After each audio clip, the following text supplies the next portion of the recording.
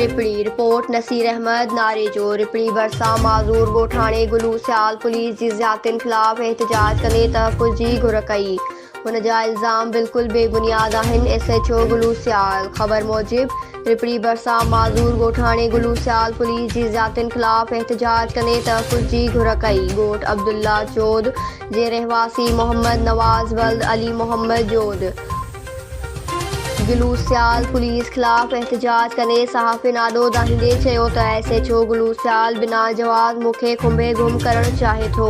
मुंहिंजो को बि ॾोह नाहे। मां मिस्कीन आहियां। मज़दूरी करे पंहिंजो ऐं पंहिंजे घर वारनि जो पेट पालींदो आहियां। कुझु टाइम पहिरियां बि पुलिस मुंहिंजो चोपायो माल मेहूं खणी चालान करे छॾियो हुयो, जंहिं खेसि बि 2 कोर्ट में हलंदड़ आहिनि ऐं हींअर बि मुंहिंजी पोयां पियल आहे ऐं मूंखे बिना कंहिं ॾोह जे खुंबे गुम करणु चाहिनि था। ॻोठाणे सिंध जे वॾे वज़ीर DIG सखर SSP खेरापुर ऐं ॿियनि वसवारनि खां अपील कंदे घुर कई त गुलू सियाल पुलिस ख़िलाफ़ कार्रवाई करे मूंखे तहफ़्फ़ुज़ ॾिनो वञे।